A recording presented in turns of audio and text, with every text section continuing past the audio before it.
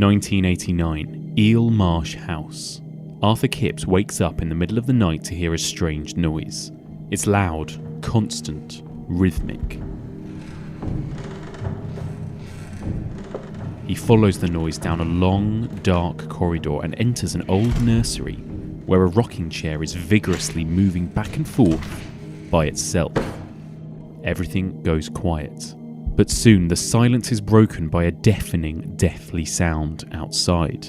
The sound of a pony trap crashing amid the shrill, unmistakable screams of a woman and child plummeting to their death.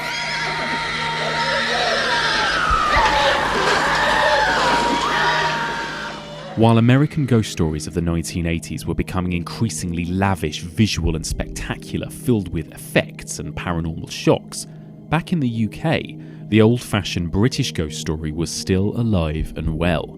In fact, one particular story, written by Susan Hill, made such an impact with audiences that it sparked not only a TV adaptation, but one of the longest-running stage plays in history.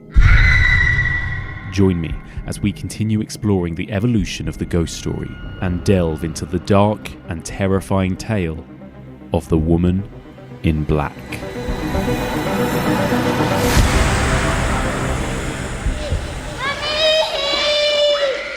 Welcome back to the Evolution of Horror. My name is Mike, and as ever, I am your host. If you're joining us for the first time, then welcome. In this podcast, we explore and dissect the evolution of the horror genre by looking at particular subgenres across a number of weeks. We are currently in the midst of exploring the evolution of the ghost story, and as the intro suggested, this week we are going to be discussing all things The Woman in Black, not just the film, but the TV adaptation, the stage play, and the book. So loads of stuff to discuss this week.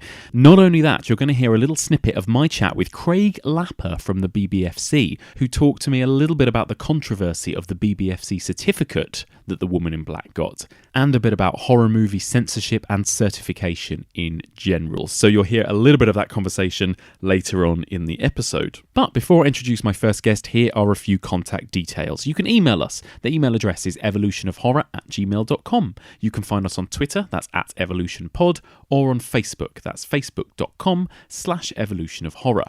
We are also on Letterboxd. There you can subscribe to us and see a constantly updating list of what movies we're going to be covering over the next few weeks so that you can make your own little to-watch list and keep up with the discussions. And don't forget, you can subscribe to us on iTunes, Stitcher, or any other major podcast platform. And if you do, please take the time to drop a little rating or review. It's really helpful for me, and I will give everyone who has left me an iTunes review so far in the last couple of weeks a special shout out at the end of this episode. But let's get started. I'm very excited to be joined by my co-host this week. He is an actor of stage and screen, and he also happens to be a huge horror fan. He's currently starring in one of the biggest West End shows that's running in London right now, so I'm very lucky to get a little bit of time with him to discuss The Woman in Black. It is my great pleasure to welcome Stevie Webb. Stevie, welcome. Hey, what's up? So lovely to have you on here at last. I'm so bloody excited. Can we swear? Oh, swear as much as you like. I'm so fucking excited to be here. I really am. This is honestly my favourite podcast. Oh, thank you. My dad wrote a what? Who cares? Yeah, fuck that. Yeah, exactly. Amazing. Brilliant. Thank you so much. So, first of all, tell me a little bit about yourself for people listening who don't know who you are. Yep. I'm sure no one does, but I'm an actor. I'm 33 years old. I'm originally from the Wirral.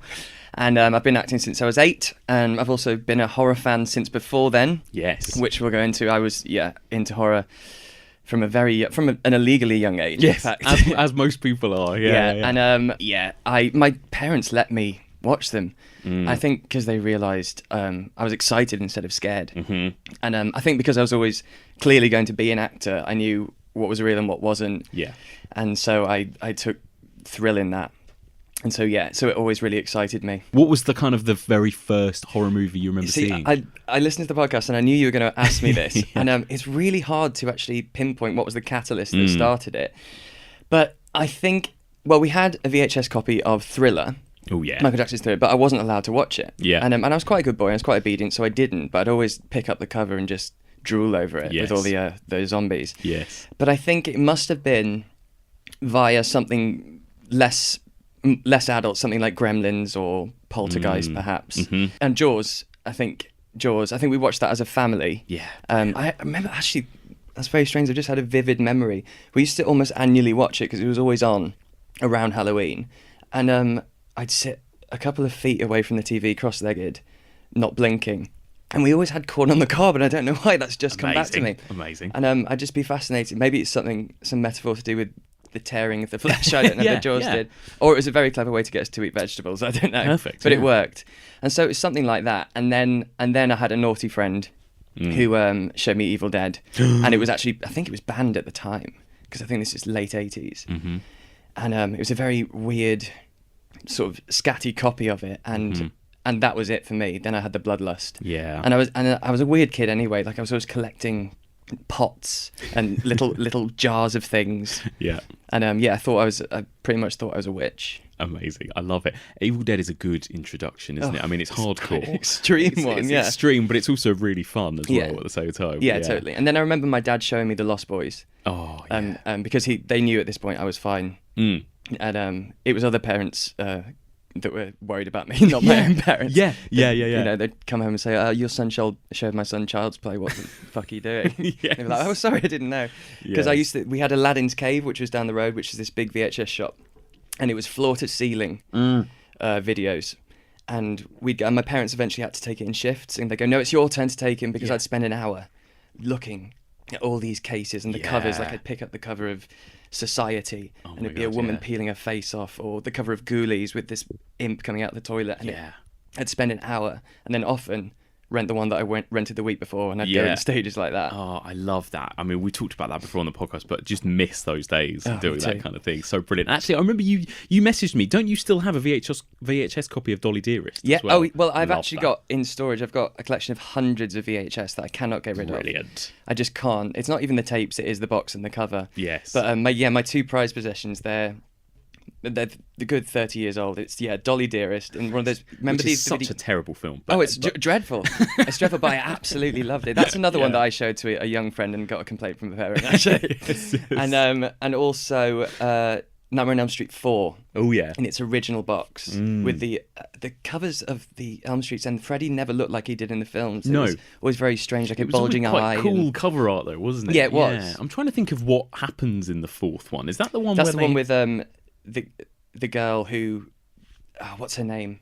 The sort of gingerish Alice. girl. Alice, that's the one. Is it the one that has the scene on the beach where he's like the surfer? No, that's Freddy's Dead. Oh, that's Freddy's Dead. Yeah, that's the worst one. Yeah. This is the one where they get stuck in a time loop. Oh, yeah, and then that's she becomes good. the cockroach, I think, in the matchbox. That's a good one. Yeah. It's a very good one. Brilliant.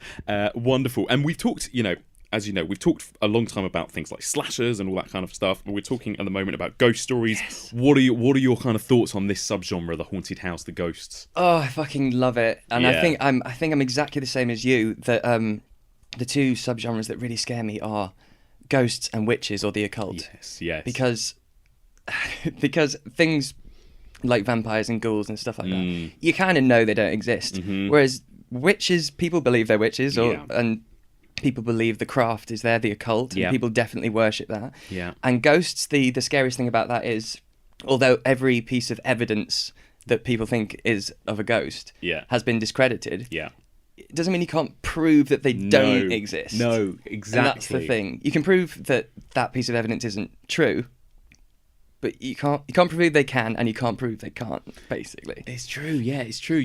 There's always that niggling thing at the back of your mind with all ghost stories. And it's got something to do with watching them as well. You hear a noise, you hear a creak. Absolutely. And absolutely in terms of what we're going to be talking about this week as well. Absolutely. So in the last couple of weeks, we've talked about a lot of kind of the big sort of American ghost stories through the 80s that kind of went, they kind of got bigger and bigger. We went from things like Poltergeist to The Entity. And then last week we talked about much more kind of fun movies. We did Beetlejuice and Ghostbusters. Awesome, right? Yeah. And mainstream. Yeah, big mainstream kind of ghosts had gone properly mainstream by this point. But we're now going to talk about The Woman in Black, and it's a tricky one to pinpoint in terms of time and chronology and where I was going to put this, because there are so many versions of it, and they're all kind of as popular as each other. All these different versions across all these different mediums, and all very credible. But it's kind of feels like we're going back now. Like it feels like backwards to the kind of M.R. James style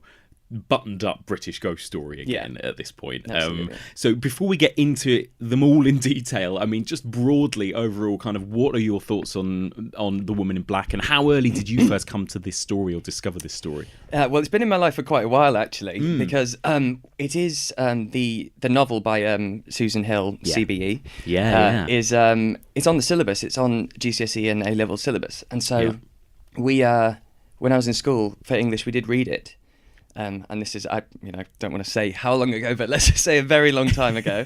And then there's a school outing to go and see the play, which I didn't get to see because I was ill, which I saw at a later date. But I do remember the book really stirring something up inside me. And the reason I don't think it quite landed the way it did, because I read it this week as well, for the first time in 20 years or something, or less. We read it as a class, so... Each person would take a paragraph. And yes, it's so always really, what you do at school. Yeah. So it was really fractured, and the mood was split, and you didn't get the sort of the flow of it. Yeah. And of course, all the scary bits, you get the boys giggling at the back. And I mean, I liked it a lot. I remember that, but it didn't really land with me the way it did this time. No. Well, I'm intrigued to hear your thoughts actually about the book, because I must admit I have never read the book, so I'm dying to hear about it. So what we're going to do is we're going to talk about the book briefly. I think we should definitely talk about the play, because the play is kind of really almost as famous as the films, and then we'll talk about the TV adaptation from 1989, and then obviously the big Daniel Radcliffe movie from a few years ago. Because we were talking about this briefly before we started recording, but they all are actually very different. They all have very different takes on the tale, don't they? And they kind of broadly range, sort of. I mean, it's all the basic story of the same house and the same curse, but they change so many details, even very minor things such as the names of people or people's surnames. They change it, and the ending is completely different in every single medium. And also the beginning. The setup of our protagonist's family life is different in every single one. It's really interesting. So let's talk about the book briefly. I say let's. I'm going to mainly ask you about the book. So the book came out. It was like sort of the early 80s, wasn't it? 83. 83. Yeah. So it's actually relatively sort of modern in terms of these kind of old ghost stories. But it feels like a kind of story that's always been with us in a weird way, doesn't it? Absolutely. And I think it was Susan Hill definitely wrote it to feel like that, because it's very no one quite knows exactly when it's set, and she's never specified. But you're looking at early 1900s, maybe 1900, 901. Around then. But she was a big fan of the classic British ghost story. Because they relied on atmosphere and bleakness. In order to impact the reader, such as things like Rebecca and things like that. She loved du Maurier, and so she was a fan of that, and so I think it's deliberate to have this sort of timeless feel to it, like it's been with us for 100 years. It's so true, isn't it? And it really does. I think watching these recently, after watching all those M.R. James adaptations, you can really see the similarities actually, and even the setting, the kind of east of England sort of. It's never completely. Is it? I don't know whether is it in the book completely defined as to where that is. That place. It's not specified. It's just the country, the coast. Yes. Yeah. It's really interesting. But so that kind of eerie marshland, barren kind of very. That's very M.R. James as well. So could you give me a little plot rundown briefly of The Woman in Black? I was making the other person do this for me. Okay, I will. I'll do a bit of detail because it's something that's only in the book. Yeah, please do. So we first meet our protagonist, Arthur Kipps. In the book, he's old. We're talking about 50s, and he's with his wife and her children, who are his stepchildren. And it's Christmas Eve, and they're all by the fire. And he takes a moment and goes and gets some air, and has a memory of when he first saw this house. And we found out that he's actually a widower, and that a terrible event happened in his past. And then he comes out of this memory and he goes back to the fire, and the kids are all saying, "Oh, it's the traditional Christmas Eve ghost stories," which is funny actually, because we've talked about that before, having the old BBC Christmas ghost stories, and even Christmas Carol. It used to be a very traditional really thing. Running with that tradition. It's really interesting. And it comes around to him, and they say, "It's your turn.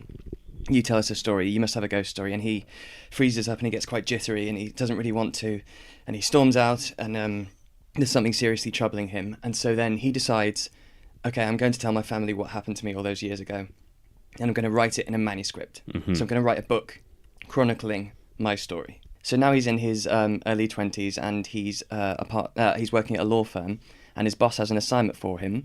One of their clients, a widow called Alice Drablow, has died, and he needs to go to her estate and collect all of her papers to find her will and the deeds. And when he's there, he finds that she has quite a bad reputation, and that no one will ever go to that house.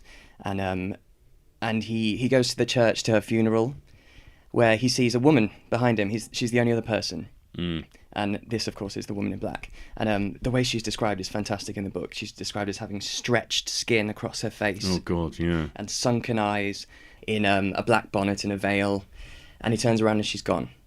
And then when he mentions to the local solicitor that he's working with, who is that woman, he freezes, and so now you know something's up. And I think we'll get into the proper story because we'll be coming to the films later. So then what happens is he keeps seeing it, and he keeps hearing this manifestation of a crash, because the only way to get to the estate is over 9 Lives Causeway, which is creepy enough. Brilliant. And I mean, the estate is called Eel Marsh House, which is creepy.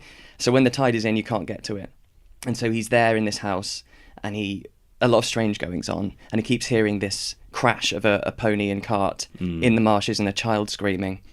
And it transpires that a child did die there, and basically it transpires that the woman in black, it was her son, and she has unfinished business, as all ghosts do, and he takes it upon himself to try and get rid of her. Yes. But there's also a curse he finds out. If you ever see the woman in black, a child always dies in a grisly, horrible way, and it could be any child, but which we'll come to later in more detail. And then the end of the book is... I had tears in my eyes. Really? Yeah. And I was shaking. Wow. Of the death, which when we compare later, I'll talk about more. But the very last line of the book is the most harrowing and chilling, because it goes back to when he's written this manuscript, and it just says, "They asked for my story.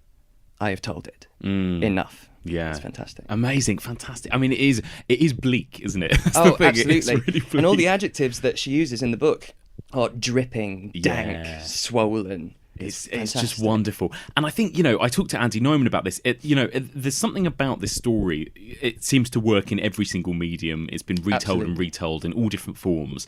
And I think, Andy said himself, it's just the fundamental mythology of, if you see this woman, a child dies, and there's nothing you can do about it. And it's just such a depressing, dark, terrifying kind of notion, isn't it? Yeah, it's horrendous. And that's why that town is the way it is. Yeah. Well, in each medium, either you don't see kids at all, or people are locking away their kids. Yeah, exactly. And there are all these different types of ghosts that we've discussed in different movies. Some ghosts don't really actually want to harm you. Sometimes they just want to get in contact or whatever. Some are there's more revenge or unfinished business. Yes, exactly. Or want to be an ally. Exactly. All those kind of things. But this one is a proper dangerous, don't fuck with them kind of a ghost. It's a woman scorned. Yes. And she will fuck you up. Or, your kid. Yeah, exactly. Really horrible. And also, setting, and again, we'll talk a bit about production design and that kind of thing later on down the line, but always such a huge part of haunted house movies, obviously, is the house itself. And again, this for me is one of the all-time best. Just settings. It's that marshland, the house, the fact that they're so cut off from everything. Yeah. Terrifying. Yeah, I think even in the book, when he first sees it, because it's that thing of the house holds the grief. And that's what I love, that it's in the walls and it's in the moss. And I think when he first sees the house in the book, Arthur, he describes it as tall and gaunt, which are such human attributes. Yes. And you just feel that it's holding something. Yes. It's a dark secret. It's amazing. So the book is, you'd recommend the book by the sounds of it. I honestly didn't realise what a masterpiece it was. I mean, it's just over 200 pages. Yes.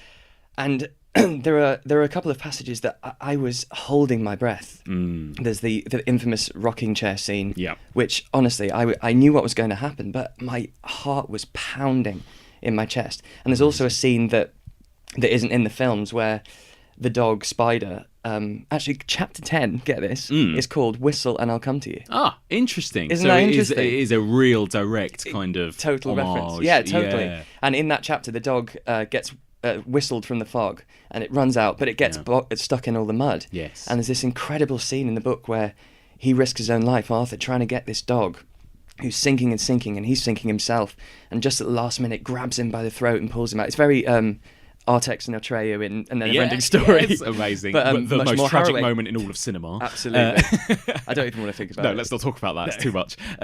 Brilliant. So, yeah, I mean, I was trying to think about when I was sort of first introduced to this story, and it was the play, I think. I had never seen any adaptation of it or read the book until I saw the play. And, you know, just briefly, let's talk briefly about the play. I mean, I'm especially interested in your opinion as someone who works professionally in the West End theatre as well. I mean, the play started, I think, 1987. Yeah, and that's right. But it was called a Christmas Story. Oh, right. I think it wasn't The Woman in Black. I'm sure I've got it somewhere in my notes. But yeah, it was labelled A Christmas Story, and it was put on in Scarborough, I think, originally.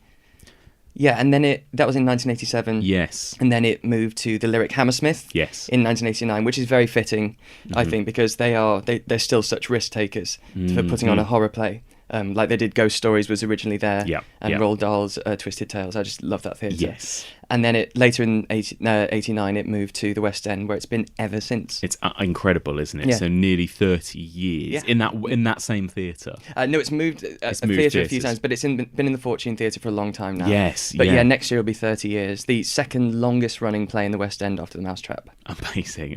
I love that. And I love that, you know, it's a horror play that has outlived, you know, most other West End plays. It's brilliant. And it draws people. I mean, it is, like you say, it's on the syllabus. School trips. You always get school trips. Yes, when I went in October, there were a lot of youngsters. Yes, there. But it was great. If it gets kids into the theatre, that's what an awesome play to study at school, really, because it is a fun play. That's the thing. Of course. And as well as we'll talk about it, it has all of these kind of very GCSE theatre tropes to discuss, doesn't it? Totally. Yeah. It's brilliant. So, I mean, briefly to talk about, because actually, what I was going to ask you about the book is it's told mainly first person. Is that right? Yeah, so it's all from Arthur. Yeah, it's all in first person, definitely. So it's kind of very internal, I guess, is it? Yes, it's all about how he's feeling and what he's seeing and the atmosphere that he's engaged in. So that's the thing, isn't it? It's a tricky thing sometimes to put that on screen or on stage or whatever. They do it really well in the play. Just to briefly sort of talk about, and correct me if I'm wrong with this, because it's been a while since I've seen it, but it's a two-man play, isn't it? It's a sort of two-man adaptation. And they kind of frame it in the way that it is set in a theatre, and it's a guy, the old Arthur Kipps, trying to tell his story to an audience and not doing a very good job of it. He's not a very good public speaker, and he's kind of hired in this young director, to kind of help him tell his story, isn't it? And absolutely. then they kind of recreate the story together. Yeah. The young guy plays the young version of the other guy, young Arthur Kipps, and then the older man plays kind of every other part around him, don't they? And they kind of pick up random props and random bits of costume and hats and chests and all that kind of thing. Yeah, and it's kind of, so it's quite minimalist, isn't it? And it's kind of, it's a mainly sort of, you know, fairly empty stage, and a lot is done with sound design, as I remember. Absolutely, that's what's wonderful. Yeah, so it's that sort of play within a play. And the soundscape's fantastic. You have these crashing moments that scare the shit out of you. I mean, it's probably like if the Health and Safety Board came in, they'd probably say, actually, no, this needs to be turned down a bit because it's bad for your ears. It's so loud. When you hear that horse and cart, for instance, or a scream or a screech or a door slamming, it is ramped up. And that is... that just really works so well, which is what Ghost Stories does so well as well. Those moments. It is. It's brilliant, and there is. I think, you know, horror is perfect for on stage in a way. You know, I think stage is a perfect medium for horror in some ways, because you can be so drawn in and you can be physically, you know, interacted with as well. Well, that's why it started back in.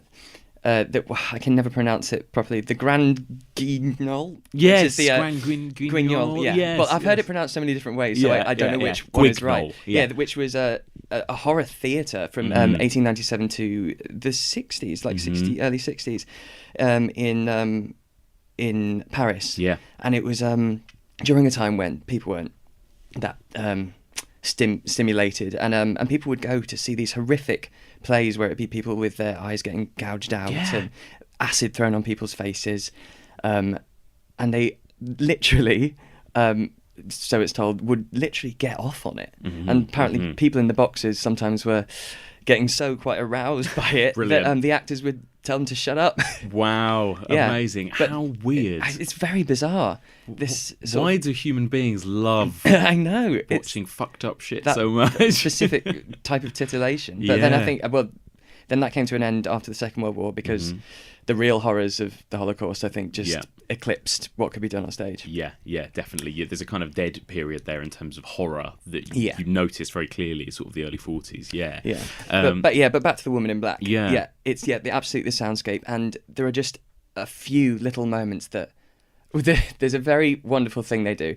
So the Woman in Black is in it, and famously, it's one of the stage managers because they don't employ an actress just to stand there and so he sees him in the church. They do that whole scene. He sees her behind him, but before she gets there, she walks down the aisle behind you of the theatre and brushes all the people that are with her dress that are sat on the aisle. And it is terrifying. And I took my friend in October, and she knew nothing about it, so I got her an aisle seat, and she screamed so loudly. It's fantastic. It's amazing. That Great happened little to me trope. as well. I was sat on the aisle. It is absolutely terrifying. And they do, like you say, they turn off every single light at points as well. Like complete you were in blackness. complete blackness. You can't see your hand if you held it in front of you, kind of darkness. So you're just in a sort of very tense state the whole way through. But they do it really well. They kind of, tonally, it kind of creeps up on you because actually it starts quite jovial. Almost, it really is. There's a lot of laughter in the first act. Because the way they're doing it, they're trying to make a play out of his manuscript, and so you see like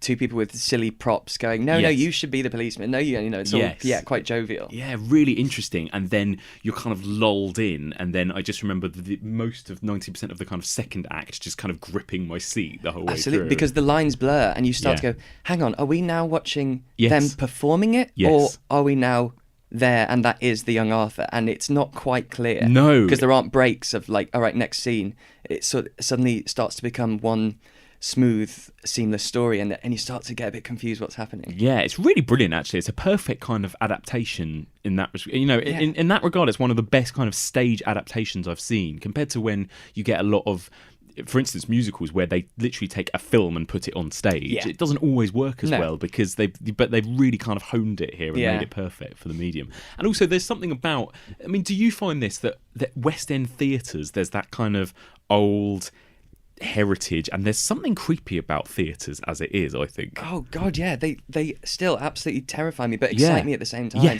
Like I really, and there's legends that every theatre is haunted and some are more haunted than others, and I always want to see one. I always want to see, I always, like, if I'm doing warm-up or if I'm ever on the stage on my own before a show, if I'm in early, I always do just look up and look in the boxes and I hope to see something. But then if I did, what the hell would I do? Yeah, I know. Probably run absolutely screaming. I know. I always think that there should be more horror films set in that kind of, like the kind of stage fright type movies, absolutely. But set in those, because there is something creepy about. Yeah, Theatre of Blood. Yes, Theatre of Blood. Love that. Empty auditoriums, dark, sort of the wings, the corridors. And I remember thinking that about the Fortune Theatre, even with The Woman in Black. It is a creepy theatre, even when it was packed and hustling, bustling, but even just like these little kind of narrow walkways to the toilets and stuff, you'd always be a bit like sort of low ceilings. Yeah, it's a bit higgledy-piggledy. It is, that one. yeah. And it feels like the corridors are sort of on an angle. And, and you think, have they done this for the play? And it's like, no, it's just a really fucking old building. Yeah, brilliant. And it's falling apart. Brilliant. Basically. Yeah, and it's what adds to this whole thing, I think, and it's what works so well with kind of these English ghost stories. Just this sense of just oldness or something. And just gothic. Yeah. Proper in the true sense. Yeah. And that's what I absolutely love. Yeah, proper gothic, exactly. And it just works it works so well on stage because, as you say, how do you do an internalized book? You can't have a man walking around with a candle thinking for 2 hours. Yeah, exactly. It's really interesting. And they pull off those moments, those kind of iconic scare moments that I think you do get in every single adaptation. Like you say, the rocking chair. Yeah, the rocking chair. The moments like that, the kind of sound montage of the crashing cart and the screams and everything. Yeah. I think that's the stage, no one does it better than the stage for that. Absolutely. Maybe it's just the volume of it, but it is like... And it's all around you. It's you're in the building with it. It's not coming from a screen. Yes. You're in the room that it is happening in. Yes, and it always happens with a blackout as well. Oh, of course. and there's one where there's a blackout and he's sat on a chair and then it comes back up and she stood behind him and it's terrifying. Yeah, and again, we'll talk about this with the TV adaptation. There's a brilliant moment in the stage play though as well where, when he discovers the hidden nursery, the hidden when room, the door opens, when the door opens, and again, such a classic ghost story thing. from the orphanage, the changeling, Yeah. always some sort of hidden room where a child was kept at some point. Always, yeah. Yeah, and it's always terrifying because there's always horrible dolls and all that kind of thing, rocking horses and stuff.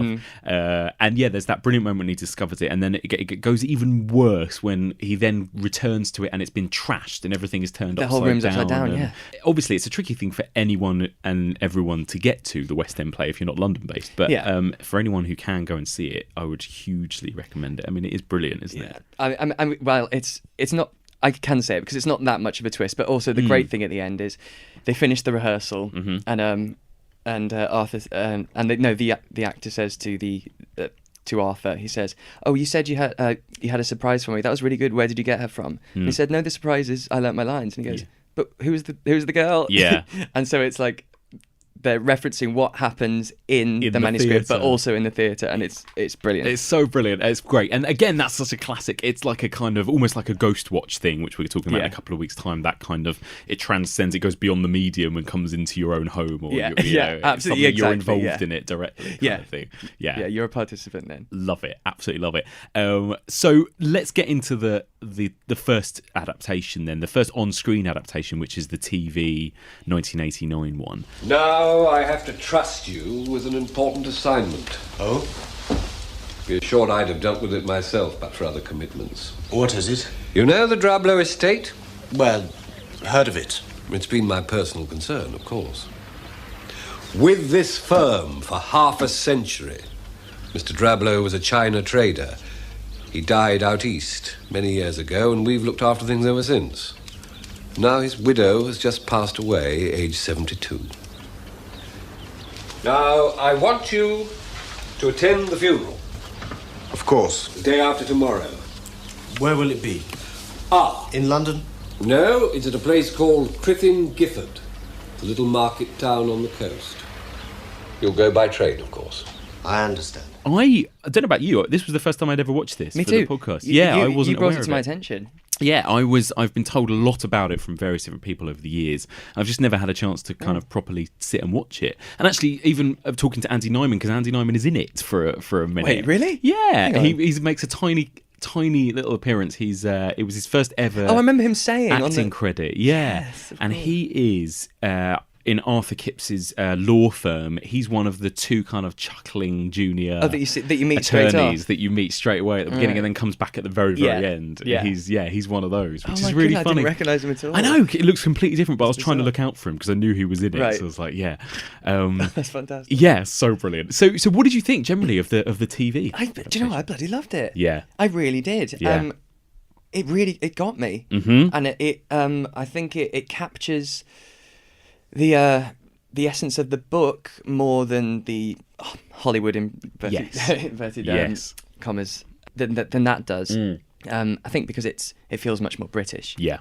Again, it kind of reminded me a lot more of those kind of the kind of M.R. James type things. And I do like them more, sometimes a little bit less flashy and showy, and a little bit more mundane.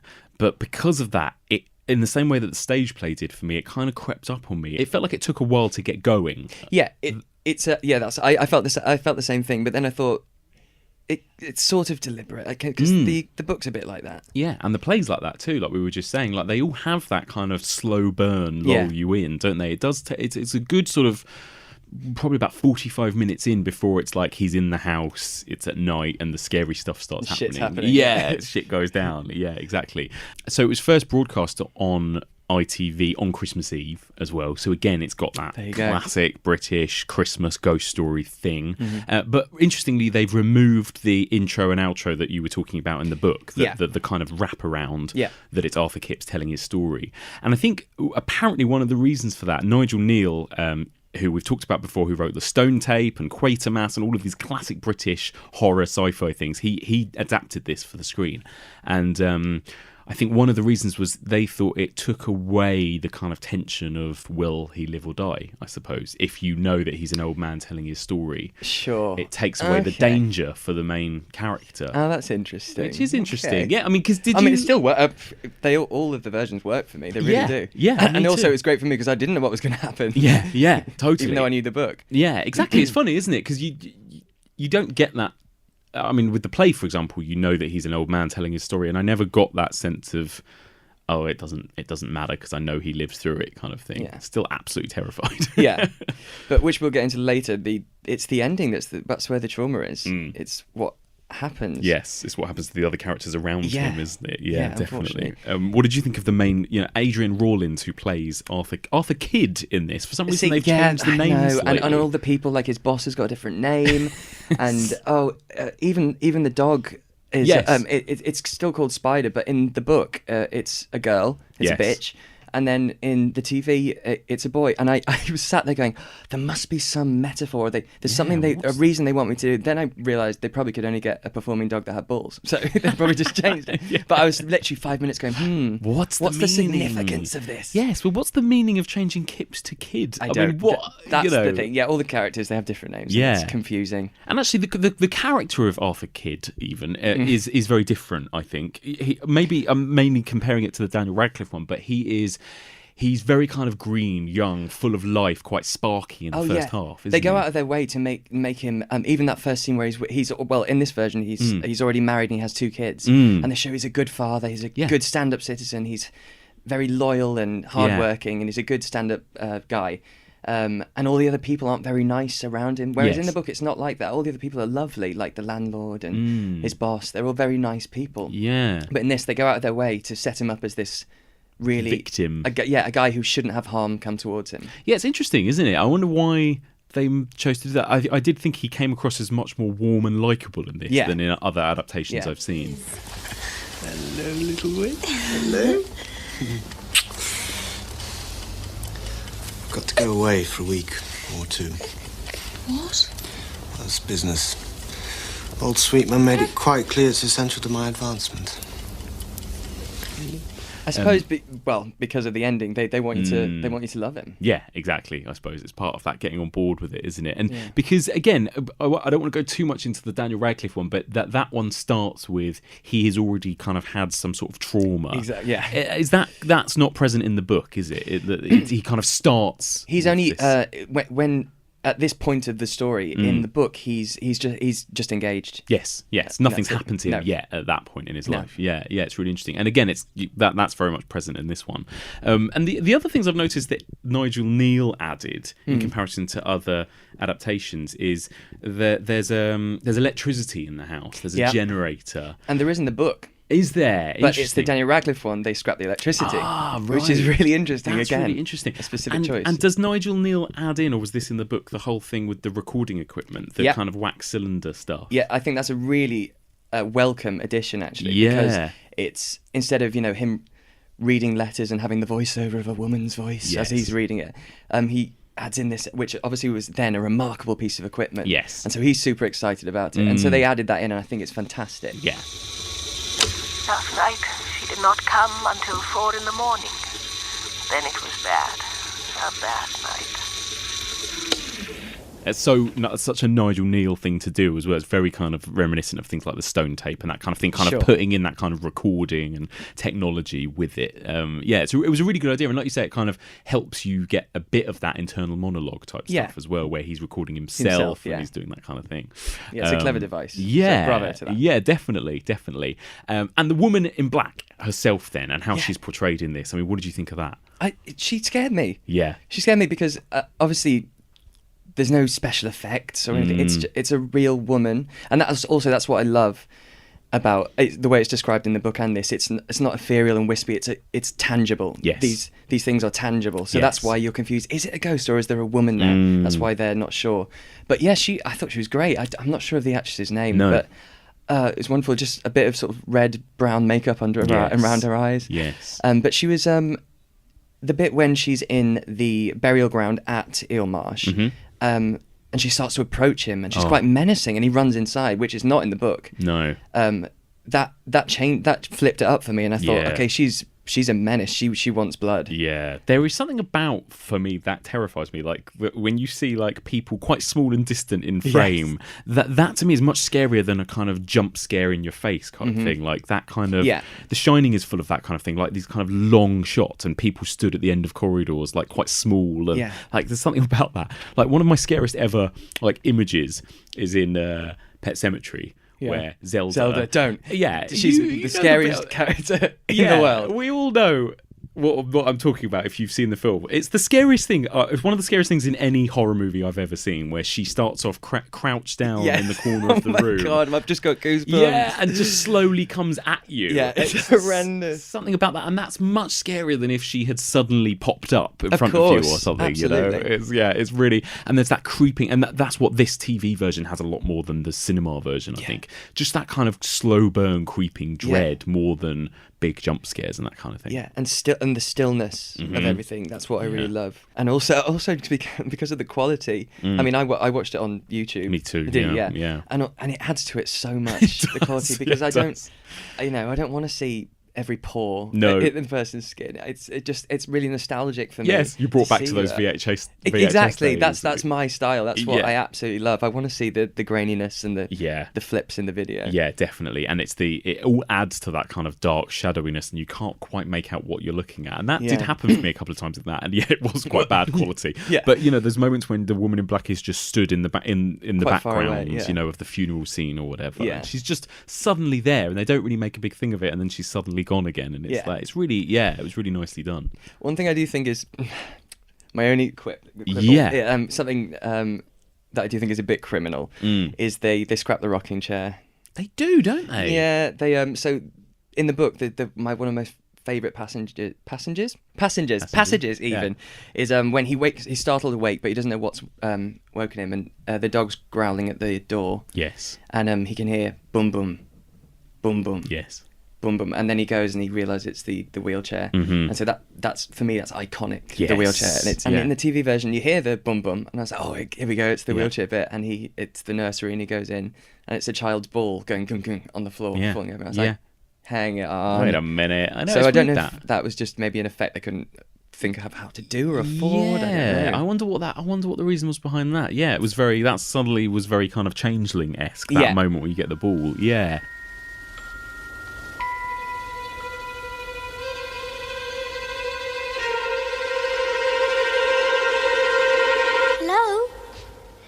But then again, they did bring in more than the woman in black in the TV. They bring other ghosts. Yes. So the child is there as a ghost as well. Yes, and that creeped me out as well, actually. Just that little kid saying hello at that moment was really good. Hello? Yeah. Fuck me. Yeah, that was the first moment for me in the film where I kind of recoiled a little bit. I was like, oh God, it's getting me now. It's getting me. And that moment as well, it's really so simple, but he couldn't open the door, and then he goes downstairs, and then he comes back, and the door is just ajar very slightly open. Oh my God, that kind of shit. Yeah, it's amazing. It's brilliant, and that is from the book, and that's what's that really gets you. And she knows what she's doing when she's writing that. Nathaniel?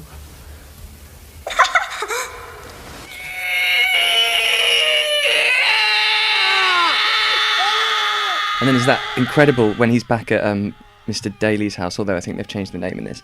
And there's that incredible scare that really got me. Yes. When he's in bed. Yes. And suddenly she's above him with her hands out like claws, screaming in his face. Yeah, really scared me. It's a bit like the housekeeper in House on Haunted Hill. It is, that moment. It is exactly that. Yeah, like roller skating off. Yeah, right. Yeah, it's so good. That's true. And I've heard lots, and people have tweeted me going, the 1989 version has like the scariest jump scare they've ever seen, and I'm guessing it's that moment. It must be, and it did really get me. It really got me. And again, it's like it wasn't like bang loud noise. It was just like suddenly she was there in our face, kind of, and it kind of lingered on her for longer than what felt natural for those types of shots as well. Like just it didn't cut away. Yeah, she's just there, and again, like that isn't in any of the other adaptations that I can think of. Absolutely, no, that's completely not at all. That suddenly he's out of the house and he's somewhere else, and he wakes up and she's followed him. Yeah, it's like fuck. The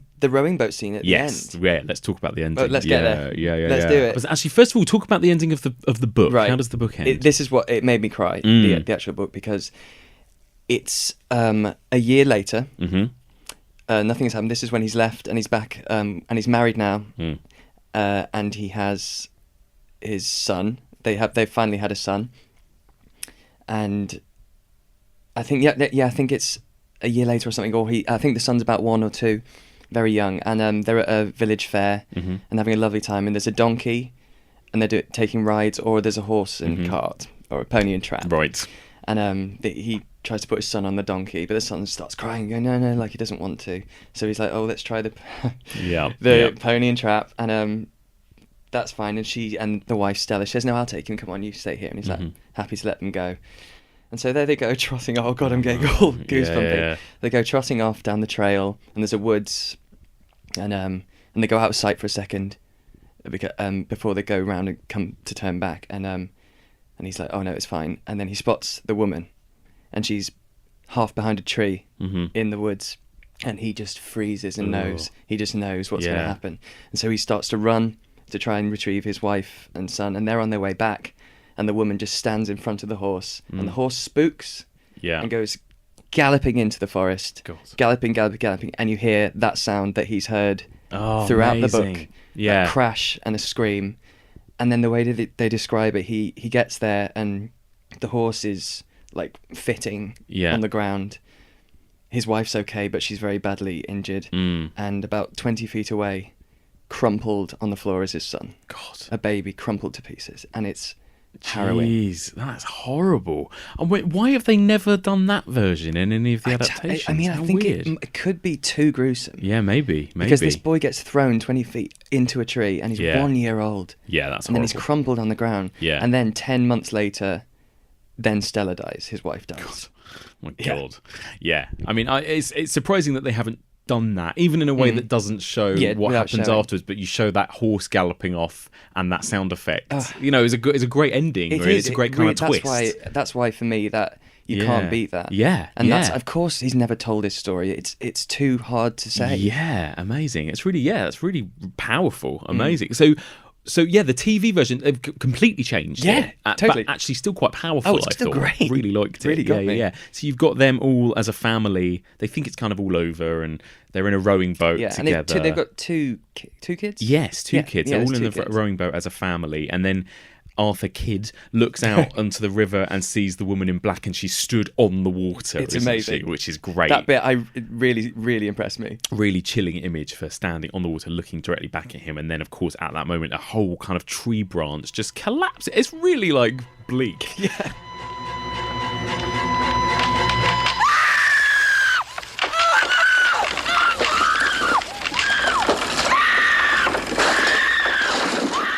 And you just see it hit the boat, and this boat just sink into the water, and then the credits just instantly roll. Just and it's ripples, like, and then credits. And that's it. Yeah. It's that feeling at the end of The Wicker Man as well, where you're just God, great. It's just, brilliant. It is really bleak. I invested in this. Give me something. I know.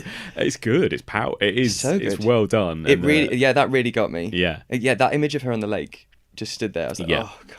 Really good. And again, not a jump scare, but this kind of, this kind of foreboding dread that it really, really sort of emphasised. Yeah, it's really good. Really good. So a big thumbs up for the TV. Yeah, two thumbs. Yeah, I absolutely loved it. I think it's quite difficult to... I had a look online, and you can get a DVD of it on Amazon, but it's quite expensive. I think it's quite rare. Pretty rare. Yeah. It's a collector's item. But for anyone who wants to see it, it is on YouTube. It's just not the best quality, but it doesn't take away. Yeah, it does add to it. I think so. So, you're from London, trying to sell Eel Marsh House. Yes. You won't find a local buyer. The sooner the house is sold, the sooner people can move on.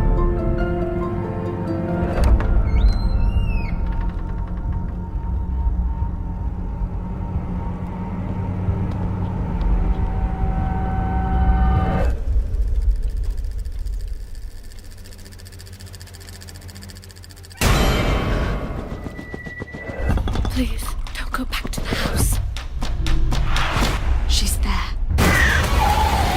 Let's then, before we finish, talk briefly about the film. There's probably not too much to add, no. But there are some key differences. And obviously the film, the film was huge as well. Like, absolutely did so well, made so much money. Yeah, in its first year, I think it made $127 million. Incredible, yeah. So the movie came out in 2012, and actually, one thing that's interesting is that this was kind of the return of Hammer. Yeah, it was the resurgence. Really interesting. It's fantastic because they'd done Let Me In 2010, and that was their big revival. Yes. And then this came up next. Yes, and actually this felt much more like a Hammer movie in a way. It's totally in keeping with their style, with the proper British Gothic. Yeah, really, really weird though. Interestingly, I was talking to Kevin Lyons about this when we talked about ghost stories on the first episode, and he said, Hammer, interestingly, never did ghost stories, classic sort of sense. I mean, really, it had a lot of Gothic, it had a lot of that kind of stuff, but it was mainly vampires, monsters, whatever else. Yeah. They never did many proper traditional haunted house or ghost stories, which is weird for Hammer. You'd assume they would have. Yeah, you picture that. Because of course, it's so British. you see Christopher Lee first of all, but then and it was actually much more kind of blood and monsters and werewolves and much more that kind of thing. But obviously, they've gone for it this time, and they've gone full on, and it does feel like a story that suits Hammer in that respect, because it's so Gothic and so English. Perfect film for them. Yeah, definitely. Really what are your thoughts on this? I mean, did you see this when it first came out? Did you see it at the cinema? Yeah, I did. I did see it at the cinema, and I liked it. I got enough. Yeah, I think I got enough out of it. I think it's what's his name, James Watkins, who directed it. I wanted to see it mainly because he directed Eden Lake, which is a fantastic. Yes, a horrible film. Truly horrendous film. Yeah. Very bleak as well. Yes. And I liked it a lot. I didn't notice the differences then because I couldn't remember the story that well. I think Daniel Radcliffe is very good. Yeah, I really do. I feel like I've watched him learn his craft as he's grown up. From each Harry Potter film, he gets better and better and better. Yes. To this point where he's a bona fide leading man. Yeah, he is. He's definitely. I think it's probably the best performance of his I've seen. Actually, he is good, but I do still think he is miscast. Because maybe it's because we all are so used to thinking of Daniel Radcliffe as very young, maybe. Yeah. But just playing that role, being a family man with kids and having that kind of past where he's already lost people at the beginning. Quite. I don't know. I just think, and it wasn't Daniel Radcliffe's fault. For me, they could have cast somebody 10 years older than him. Yeah, one of the first things you see is him with his child, and it immediately sort of puts you sort of jars with you. It is something. There's something jarring about it, isn't it? And is it just because he's Harry Potter? I don't know. Maybe. I'm sure that probably adds to it. But also, he still must have been quite young when he played this part. I mean, he must have been kind of early to mid-20s maybe or something. And I just think, obviously there's a reason why you'd put Daniel Radcliffe as the lead in your film, and it did, of course, make a shit ton of money. Yeah. And he is good, but totally. I just wonder whether they could have cast that a bit better. Yeah. Yeah, I think I'd have to agree with that. But he's not my Arthur. No, exactly. And obviously, this is 2012. We're in the midst here of kind of big modern ghost movies, and we've had Paranormal Activity, and we've had all that kind of stuff. I can't remember whether this is before Insidious and those kind of James Wan movies. It was around this time, wasn't it? Yeah, I think his first Insidious was about here, or 2013 or something. Wasn't it? And it absolutely has that feel, doesn't it? It does. It has that look. Yeah, and but feel. one thing I do think, though, what I did like about it is that if James Wan, for instance, had done this, I think it would rely much more on loud noises and jump scares, and whereas this, I think it stays quite true to the literature itself, and it doesn't play too many tricks for the audience. No, it has a few. Yeah, I know. It does go, but yes, quite a few bits. But you're right, it does still take its time, definitely. And actually, just the look of it, I was trying to decide whether I like this more or less than the TV adaptation, because the look of the TV one actually was a lot warmer, especially in the beginning when you see him in his home, and it's a lot more. Yeah, it's a lot more kind of everyday world TV kind of stuff, I suppose, whereas this is like from the get-go, it's super cold, everything looks very blue and very gaunt and pale and everything, and even his home life at the beginning, like you say, they've added this backstory where even at the beginning of the story he's lost his wife. Yeah, so his wife's already lost and left him, he's a widower with the child. Yeah, which is interesting, and I suppose that's there's a lot of ghost movies that have that kind of feel to them, that thing of like straight away the main character has lost somebody and it's dealing with loss and everything. Even again the Changelings exactly starts that way as well, and it's really interesting. But I don't know, did you think that was needed? Did that add anything for you? It didn't draw me to Arthur. I think that's the most important thing, that you feel sorry for him. You think, oh, this poor lad, something awful's happened to him.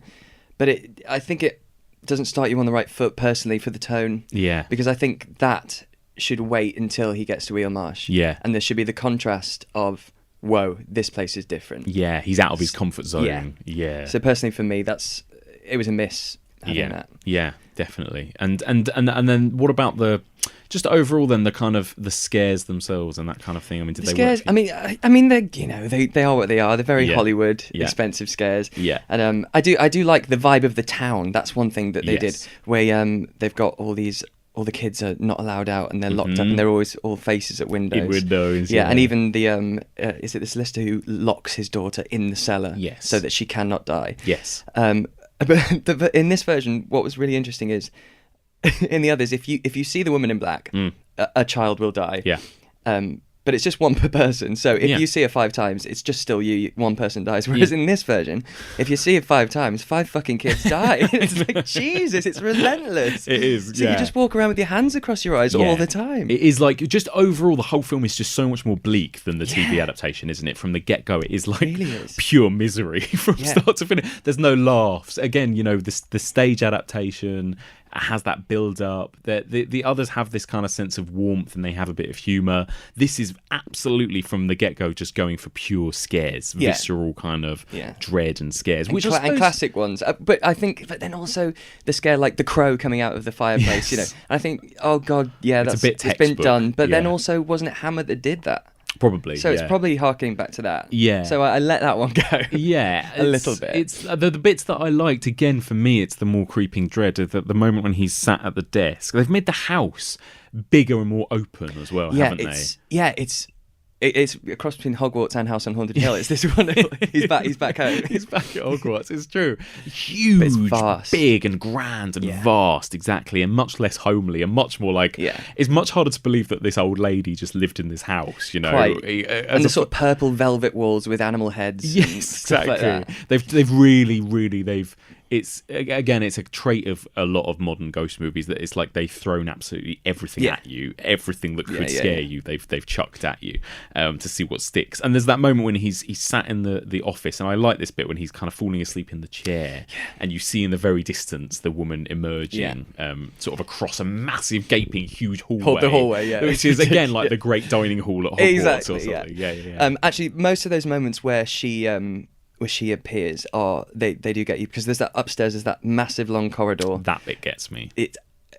And it's actually like in House on Haunted Hill, there's always a curtain at the end of a corridor. Yes. So there's that curtain, and behind it is just blackness. Mm-hmm. And so whenever she steps through, like, you just see the glow of her white face to start with. Yeah. And there's that wonderful bit where, well, I'm jumping a bit, but when she's coming down and the lights are going off every time she passes it, which is obviously done a lot as well. But it's done well in this. It really is. I was quite reluctant when I first went to see this at the cinema. I thought it was going to be crap, and it did freak me out. You can't not get drawn into those moments. That's the thing, or be scared or jump by them. It is well executed. Whether or not it kind of just works overall as a drama as well as the other ones, I don't know. Like, watching it a second time for this podcast, for me, apart from the jump scares, I was a bit like, I think they added unnecessary things, like having the Mr. Daly's wife mad. And she paints dogs. through her son, and she's got 2 dogs that she thinks of as children, but her dead son uses her as a host, and she sends messages with knives and wood. And everything is like ramped up to 20 really in this, isn't it? Yeah, there's no downtime. That was where it became a bit laughable. That wife, when that bothered me. Yeah, it bothered me as well. The dogs, feeding the dogs at the dinner table, and then her suddenly being possessed, and then him just like drugging her and putting her to sleep. Oh yeah, the chloroforms are at the table. It's ridiculous. And Daniel Radcliffe, and poor Daniel Radcliffe as well, because all he does through most of this film is that he just has to kind of react to things going on around him. I mean, that's mainly his job, Arthur Kipp's job in this, isn't it? It's just kind of like look terrified at everything that's happening to him in this town and in this house. Yeah. I thought a nice touch was the attic that he's staying in at the pub, which is the attic. Oh, the very opening scene where we see the 3 girls jump out the window. Yeah. But the bird, the mimic bird, I don't think it's a parrot, but it's a bird that mimics. Yes. And it mimics a woman crying. Yes. And I think that's quite I thought, oh god, that's quite telling. That's a really good, because she's crying about losing her kids. Yeah. I That's like that really moment. good. It's really good. Nice little touch. There are some nice little touches, and I love this is a classic kind of textbook jump scare as well, but where he's looking through the kind of spinning wheel thing, yes. you know. And again, I feel like I've seen that about 8 times since then in movies like The Conjuring. Yeah, and I was going to stuff. say it happens in The Conjuring. Yeah. And then there's the crooked man. Yes. The crooked man, and there's all those kind of things, but it did work quite well in The Woman in Black. It got me. And actually in the finale where the Woman in Black just keeps flying out the screen and screaming is horrible. Yeah, because you think everything's all right, and he's helped her and she's free. Yeah, and then Nope.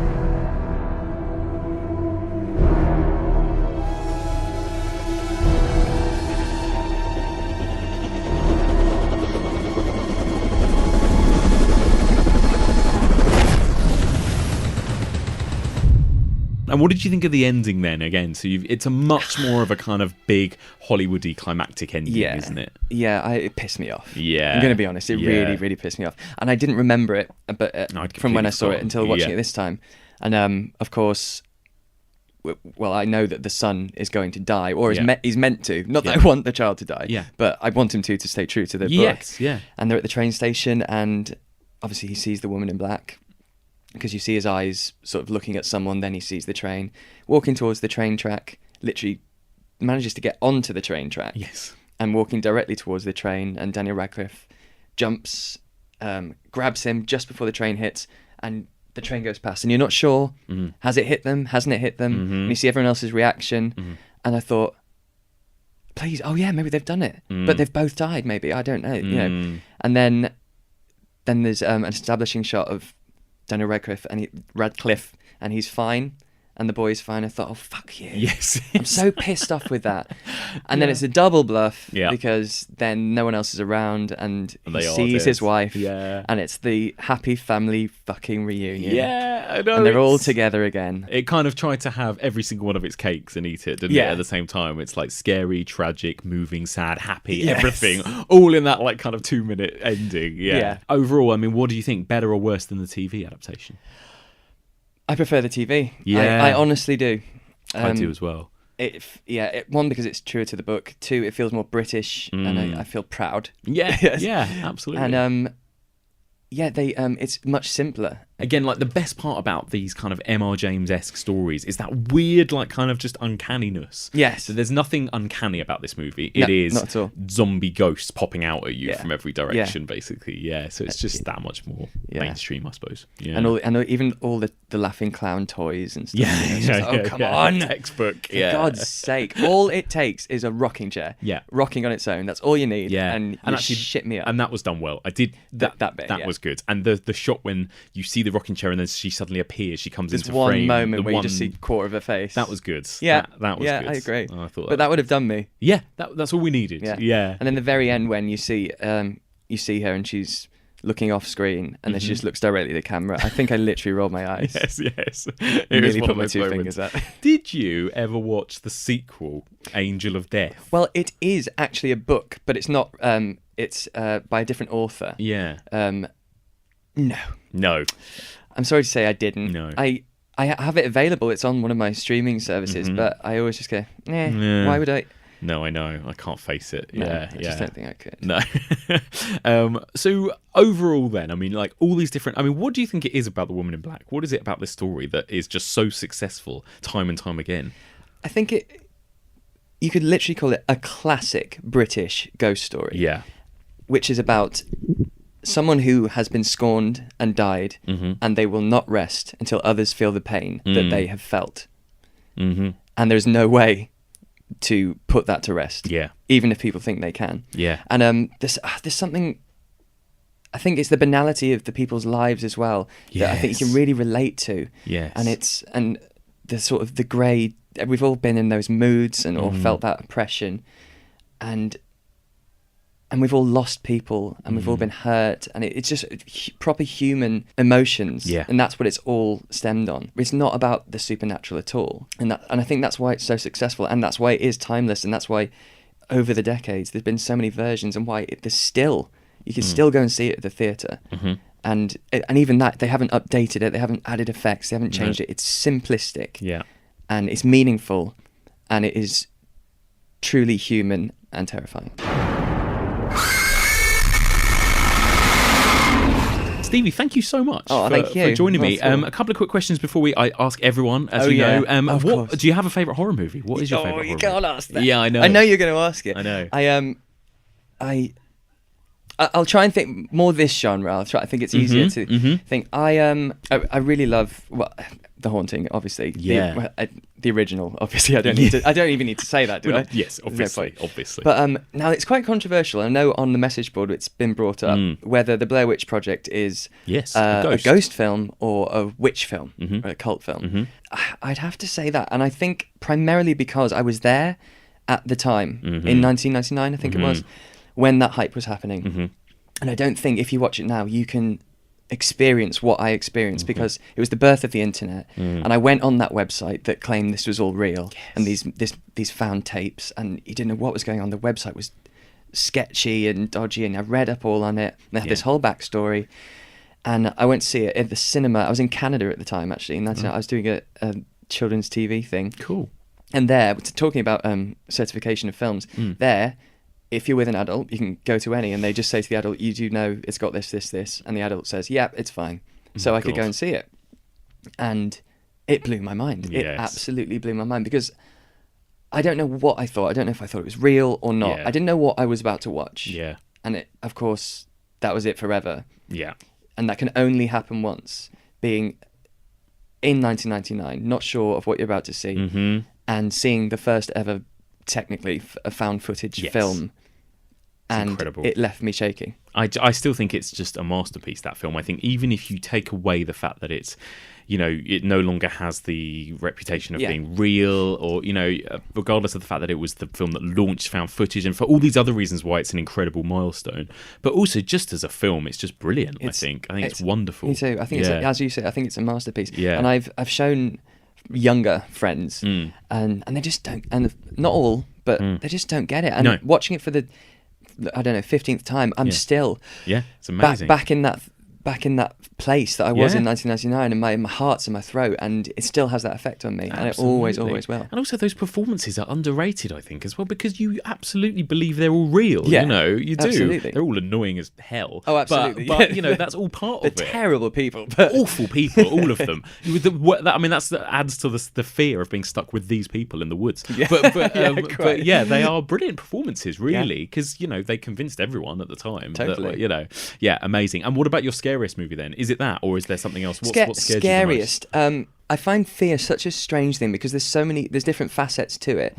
There's scare as in something that truly deeply guttural makes you feel fear, because there's feeling scared and feeling fear. I think they're two very different things. And so for me, the scariest fear feeling, Martyrs for me, truly affected me. Yeah, me too. I had to sit in a quiet room for quite a while afterwards. Yeah, me too. More in a kind of almost upsetting, as well as being scared, that's the thing. being upset. I was the way in the way the Bjork film Dancer in the Dark. That's the only other film that's had this effect on me. Yeah. And so that really fucked me up. But that, again, that's not the scariest film.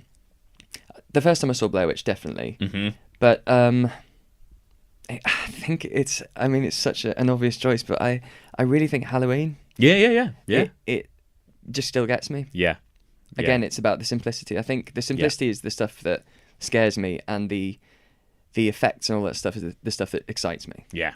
Awesome. Wonderful. Thank you so much, Thank Stevie. you. If people want to find you on social media, where can they find you? On Twitter and Instagram, Mr. Stevie Webb. Wonderful. Thank you so much. A big thank you there to the brilliant, knowledgeable and eloquent Stevie Webb. What a joy it was to have him join me for that discussion.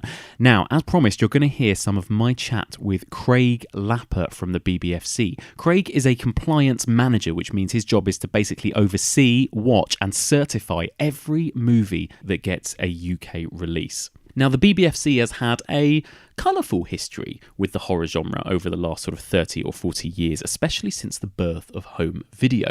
Now, when most people think of the controversies surrounding the BBFC and the horror genre, they tend to think of the early 80s video nasty era, where loads of sort of big, gory, controversial movies like Evil Dead and I Spit on Your Grave were all getting sort of censored and chopped and banned left, right and centre by the BBFC. Now, that is, of course, a huge and important and interesting period of history that I'm going to talk to Craig about.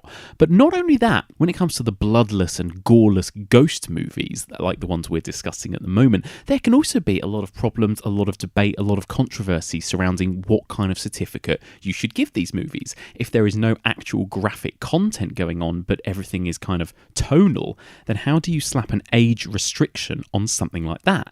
And this, as we mentioned earlier, happened with The Woman in Black. It was given a 12A certificate and sparked quite a lot of complaints from angry parents who took their kids to go and see it, thinking it was just the new spooky movie starring Harry Potter star Daniel Radcliffe. So loads and loads of interesting topics there to cover. But here is my chat with the brilliant Craig Lapper. Craig Lapper, welcome to the podcast. Thank you very much. So, just first of all, for people who don't know who you are, what you do, tell me a little bit about what you do here at the BBFC. Yeah, I'm one of what we call the two compliance managers at the BBFC, and we're basically the people who lead the teams of compliance officers who do the viewing. So, generally, a cinema film will be seen by a couple of compliance officers. A work for home entertainment might be seen by one. They'll write a report on it with all the key details, what their recommendation is. They'll send the report to us, and one of the compliance managers will read the report. We'll decide whether it can be passed out, in which case that's what we'll do, or whether it needs to be seen again, if we need to look at certain sequences, or if we need to refer it to the chief executive for further consideration, which might happen in cases where cuts are restored, or if it's right on the borderline, or if it's particularly contentious. How intense is it? I mean, do you have to watch a lot of very extreme stuff as well, and sort of things on that end of the spectrum? No, not really. I think when people hear the word BBFC or an old-fashioned term, film censor, something like that, they assume that we're spending all our time watching horrible material. Really, that's a tiny proportion of the job. Most of what we're doing is watching mainstream entertainment, making calls on is this a PG, is it a 12, is it a 15. That's where most of the stuff is. So it's fairly unusual for us to be watching anything really horrible. Fantastic. A lot of people have asked me sort of listener questions, and a lot of them were, how do you get into this? How do you become an examiner or a compliance officer at the BBFC? It's not a position that comes up very often. No. So it's really a matter of being in the right place at the right time. People who we have working as compliance officers come from a range of different backgrounds. We advertise when we're recruiting for new compliance officers. So anyone is free to apply, but because so many people are interested in it, the process of going through the application is quite long, quite rigorous. So normally you'll have to fill in the application form, submit an essay. Then you'll be invited in for an initial interview. Then you'll be normally come in for a day's viewing to watch what does tend to be borderline or contentious material, write reports. And then after that you'll come through a final stage. So it's quite a lengthy process, simply because watching films for a good portion of your day is something lots of people are interested in. Of course. And like to do. But we're not looking for anything specific. I mean, it tends to be graduates, but not in every case. And it's people from a wide variety of backgrounds. If you've got any background in media studies or working with children or anything like that, it's definitely an advantage. I suppose it's just good judgment, isn't it? Yes, exactly. And that's the point of things like the viewing day that we do for new recruits, to see, do people have those kind of analytic skills where they can not only note the right things but balance up competing factors, because it's not a precise science classifying something. You've often got to weigh up there are factors that are pushing you this way, there are factors that are pushing you this way, and can you make a judgment based on those competing elements? It must be, again, a bit of a hazard of the job that people will tend to disagree with maybe decisions you guys have made, or have problems with decisions that you guys have made over the years. We do get feedback from the public. We probably get a lot less feedback than, say, Ofcom or the BBC. I think the key difference between us and TV stations or TV regulators is that if you've paid, 20, 30, 40 pounds, whatever, to take, yourself or the kids to the cinema, you normally do a bit of research beforehand. Of course, and I'm not saying that people can't be surprised by a film, because we do get feedback, but people tend to be more self-selecting than if they just turn on the telly and think, oh my God, what is this?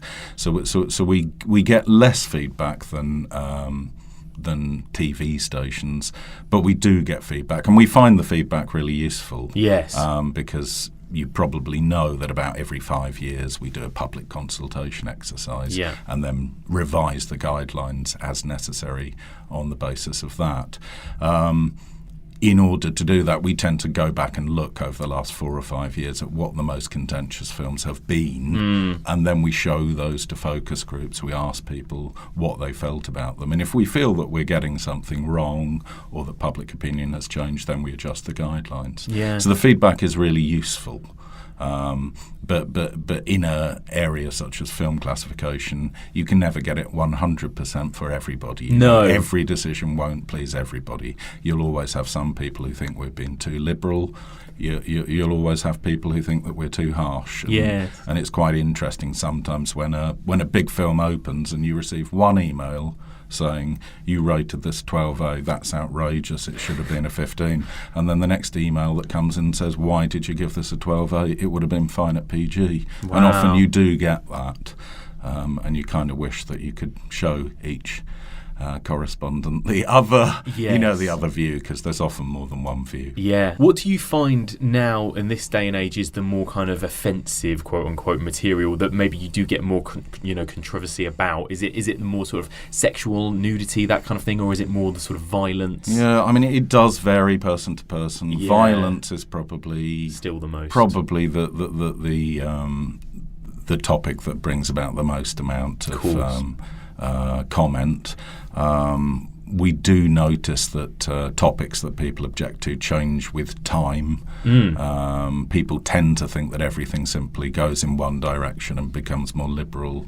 But some attitudes towards certain things change. Attitudes towards sexual violence have become harder over the years, and issues such as discrimination, which in the past would have passed people by or would have been considered more acceptable, now people, especially younger people, pick up more on them. And we've adjusted the guidelines according to that. The thing I find really interesting actually as well is it's not just, I suppose, what you're seeing on screen, but it's how it's portrayed, isn't it? It's kind of tone, because in some ways, in horror's defense, a lot of the time you are supposed to be repulsed or repelled by on-screen violence.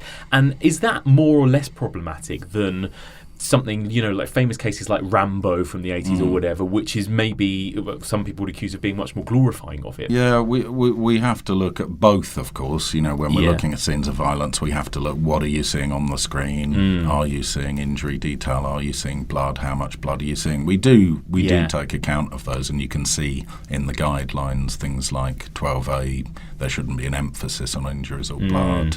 At 15, there shouldn't be a focus on more sadistic or sexual elements. So we are looking at that. But there is also the tonal issue. It applies to all films, and tone and context can be important in assessing any issue, but it is particularly important when it comes to horror. And it is a difficult. It's a difficult area to assess, because to an extent it can be subjective, and what one person finds scary another person may find not scary. And again, it depends what you're expecting. I think we probably place more emphasis on tone than some of our counterparts abroad. The MPAA seem to take, they're the American equivalent, they seem to take a far more an approach that's far more based on what can you see, what can you hear. So they're looking at swear words, they're looking at the detail of violence. Yes. Perhaps because it's just a more objective standard to use. Yeah. But especially in recent years, one of the most consistent pieces of feedback we've received is don't just focus on how many swear words there are, don't just focus on the details of the violence. It's important to take context and tone into account. And so we do sometimes find disparities between ourselves and foreign regulators like the MPAA, who, if a horror film has been very carefully put together so it's not too violent, it's not too graphic, it's not too gory, it might get a lower rating. But for us, that's only part of the story. And more important is the fact that it's terrifying. And, you've got to somehow find some way of taking account of that.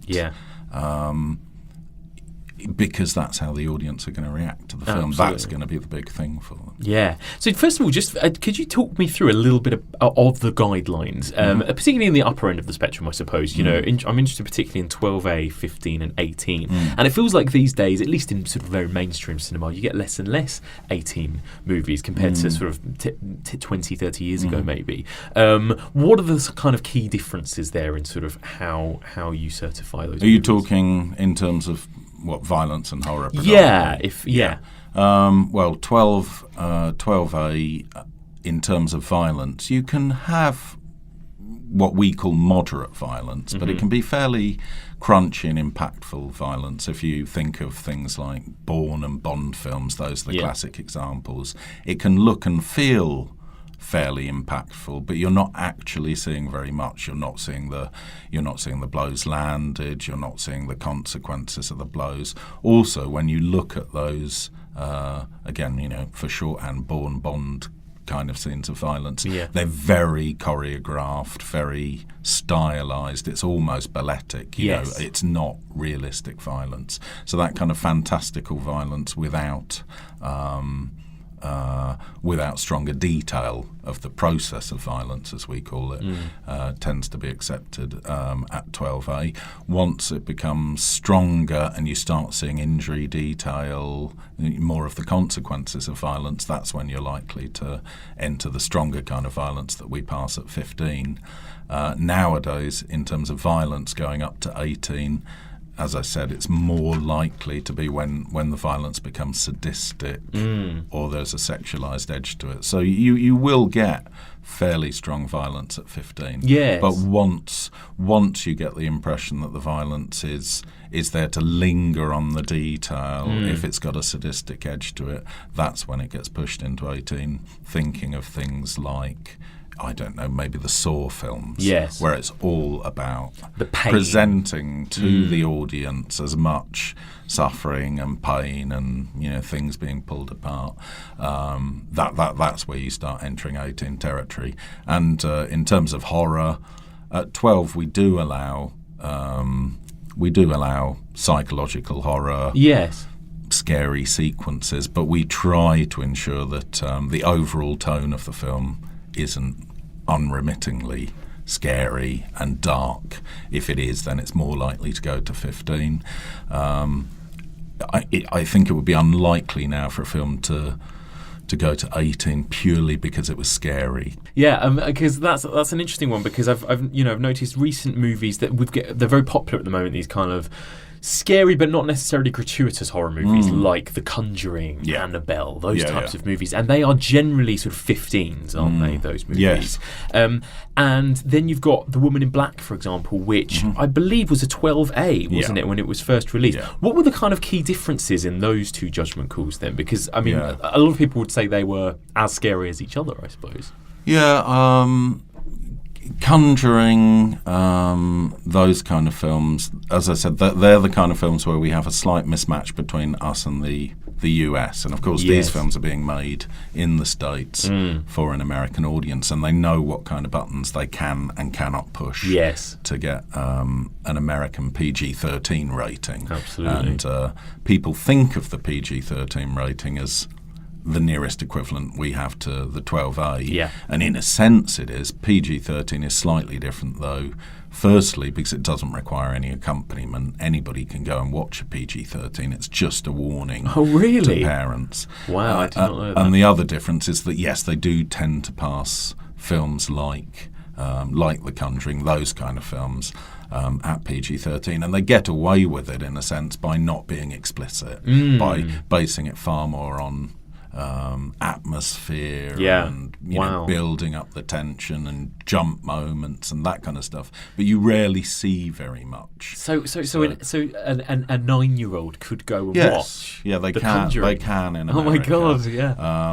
And as I said, the feedback we've had from the public suggests that wouldn't be an acceptable or sustainable position here. And because we do try to take more account of tone and threat, probably a few years back in the 2000s when this disparity started happening between us and the MPAA, it probably caused some difficulties for the film industry because, of course, the film industry get a PG-13 in the States and they immediately think, okay, we'll go for the 12A in Britain, we'll get the 12A here.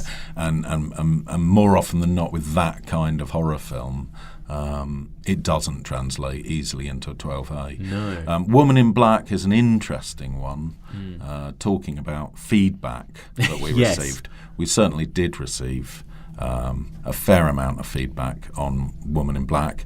Part of the difficulty with Woman in Black was simply, and perhaps this was at the time because Daniel Radcliffe had just come out of Harry Potter. So there was and that I think it appealed to a far wider audience than a horror film like The Conjuring would. You know, The Conjuring, it's going to attract a horror audience. Yes. Woman in Black, I think, at the time perhaps attracted a far wider, more mainstream audience.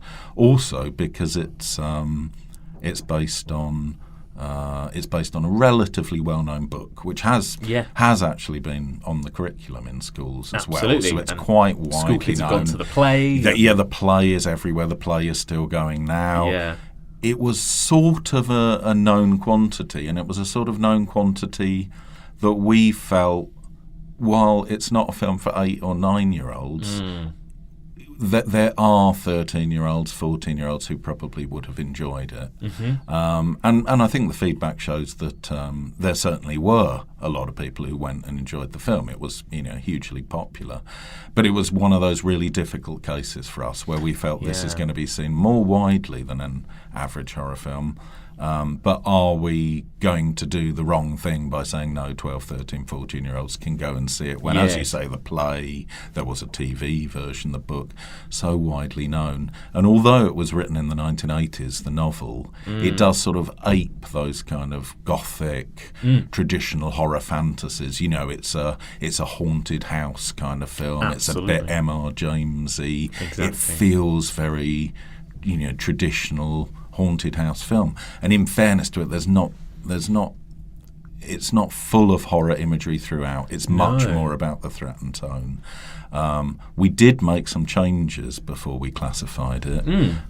We tried to be a bit clever with some of the shadows, reducing some of the detail you could see. So some of the shadows were increased and elongated. So there was a bit of digital tinkering. There were also some cuts made to the sequence where the woman in black falls when she's hanging, and there's a sort of twist and a crack, and that was taken out for the 12A. And also the sequence of the little girl burning in the basement, that was also cut for the 12A. Whether or not you think enough was cut or whether those cuts were sufficient, it's a hard judgment. It's a matter of opinion. It is. All I can say is, obviously, given that we had so many people fed back to us, and again, I do think that's just because of how many people saw the film, we did show it as part of our next guidelines consultation, and we were pleased to see, once we'd shown it to people who were regular film goers and asked them, what do you think? Did we get it wrong? Did we get it right? And 89% of people did say that they thought ultimately 12A was right. Well, there you go. Yeah. So, it's still a substantial slice of people. 11% of people thought we got it wrong. But I think that really was one of those hard cases where you were damned if you did and damned if you didn't. If we'd given it a 15, who knows how much volume of complaints we would have had that we'd overreacted. Yes. So that was it was one of the most difficult cases in terms of horror recently. And it is interesting, especially in terms of horror, because I think you think of classically, historically, people think of the BBFC as those tyrannical censors from the 70s or whatever, and now it's in some ways it's the problems that do arise are the opposite way around. It's that difficult 12A. Are we exposing too many children or not? How has the BBFC generally sort of changed? I mean, it used to be called British Board of Film Censorship, and now it's classification. I wonder if you could tell me a little bit about that and what that change meant. It's been a very gradual process. I think it's fair to say that when the board was first set up, the focus wasn't just on preventing harmful material. The focus was on preventing offence and preventing people getting upset. Yes. So a lot of it was about taste. Is this tasteless? Is this offensive? As time has gone on, I think the emphasis has shifted away from preventing offence to preventing harm, and it's been a very gradual process. It didn't happen overnight. Yes, I think during the 60s things started to change in terms of John Trevelyan reducing levels of censorship. Yes, experimenting with allowing more sex, more nudity throughout the 60s, which was quite a tumultuous time socially, and Absolutely. there was a liberalisation then, and then as time's gone on since then, I guess the emphasis has just gradually shifted further from in inverted commas censorship to classification. The last house on the left. To avoid fainting, keep repeating. It's only a movie. Only a movie. Tell me a little bit about that whole sort of video nasties era then of the early 80s. I mean, I'm sure most people have heard of it, but I mean, these kind of simultaneous booms occurred of obviously video became available, and then therefore, I mean, I don't know whether this is true, but it seems to suddenly there was a glut of more movies like that then being made, wasn't there? It was like, okay, well now we can churn more out. Well, I suppose it's complicated. Those kind of films were already being made. The difference was they weren't really being seen by the UK public in cinemas because of us, because the board was still setting standards, and these were predominantly horror movies, and we were setting those standards according to what we presumed local authorities would accept and what we presumed the law would tolerate. Whether material might be considered obscene or otherwise illegal. What happened late 70s, early 80s, new technology comes, and as often happens with new technology, there's no legislation. The legislation always takes time to catch up. It was the same when cinema was first introduced. It was the same to an extent with the internet, and we're seeing how that's moving now. But you had a situation, new technology, there was no laws saying what you could or could not release. The BBFC didn't have any powers at the time, and so suddenly a lot of smaller enterprising companies, little independent companies, saw that there was a gap in the market and thought, there's nobody here to tell us what we can and cannot release, so we will now release some of the kind of stuff that you can't see at the cinema. And there will be a market out there for it, especially if we advertise it in a particularly lurid fashion, which they certainly did. Absolutely, and probably scored a bit of an own goal there. And actually, just going off the topic quickly, do you guys ever moderate the cover art or anything like that of videos now or posters? Is that something that there is an industry scheme called the Video Packaging Review Committee, which we administer. It was set up after the Video Recordings Act, because one of the problems with the so-called video nasties was the often lurid packaging artwork, and we've all seen those, the packaging for the Driller Killer, Cannibal Holocaust, all this kind of stuff, understandably trying to attract attention to these titles. The Video Recordings Act itself, when that came in to regulate video content, didn't mention packaging, except that the packaging had to be labelled with certificates. So there was a bit of a gap there in the legislation. So the industry agreed after the Video Recordings Act came into effect that there would be a monitoring scheme for packaging to ensure that the packaging artwork for videos wasn't so offensive that it could lead to further outcries or backlashes, as had happened with video nasties. But I think probably the other thing to say about video nasties at the time was in the very early years of video, part of the reason these independent companies could release these titles and do quite well with some of them was because the major film companies were initially a bit sceptical of video because they thought it would hurt cinema. Yeah. They thought, why, what effect is it going to have on cinema attendances where we make most of our money if we're just putting this stuff out on tape? So there was initial skepticism, and that meant that there was territory for other individuals to move into. Yeah. What is this? 100% medically accurate? One digestive system? Is this a perverted film you've been talking about? This isn't right, Martin. What you're doing, it's wrong.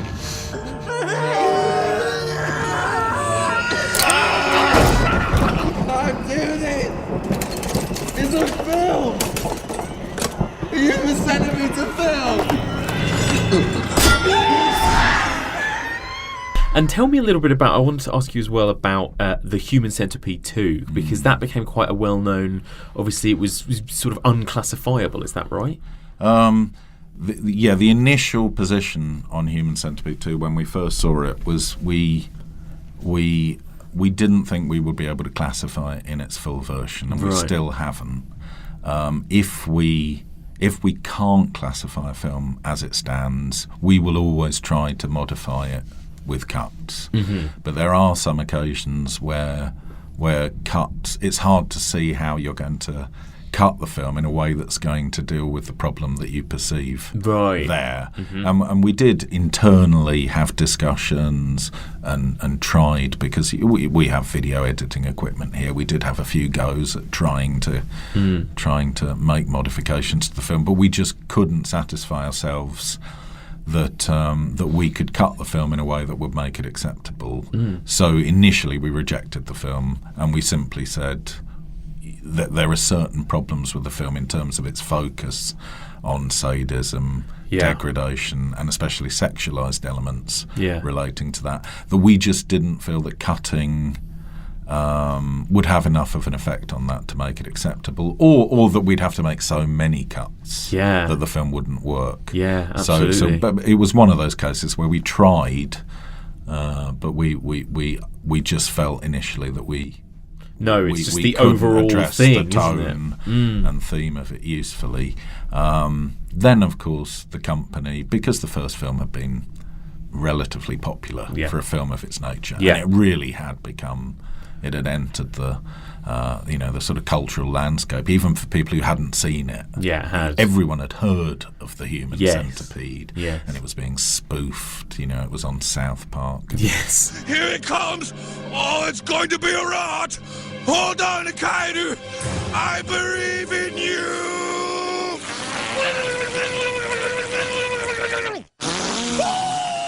Human Centipede was everywhere, so understandably I think the company weren't prepared to settle for not being able to release the sequel. No. So they initially launched an appeal against our refusal to classify, which any company can do. There is an independent appeals board who will hear an appeal against us if a company is dissatisfied with a decision.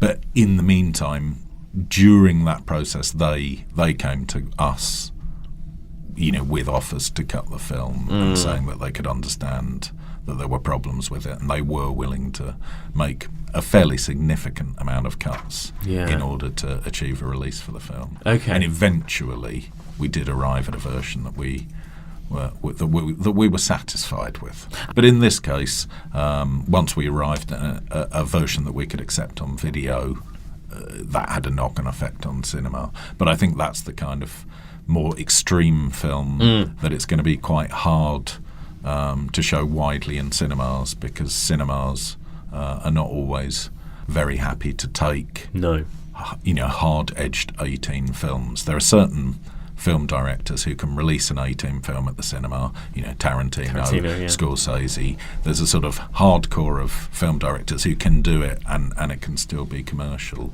But with that kind of film, I think it was only likely to ever enjoy a small cinema release. Absolutely. And be predominantly a DVD, Blu-ray, online project. But we did get there in the end. Yeah. And then the final film in the series, number 3, which included a little joke at our expense, was far more tongue-in-cheek. Much more, yeah. And silly, and we were able to pass that 18 uncut, as we'd done with the first film. Yeah. Because the first film was basically just a mad scientist film, a traditional mad scientist film, but with a bad taste concept. Yes. And as I said, we try not to intervene with bad taste at 18. Absolutely. But Human Centipede 2 seemed to just stretch. I'm not going to I describe agree. the scenes, but there are certain scenes that go into areas of sexual and sadistic violence that we were not comfortable with, and we didn't think that the majority of the public would be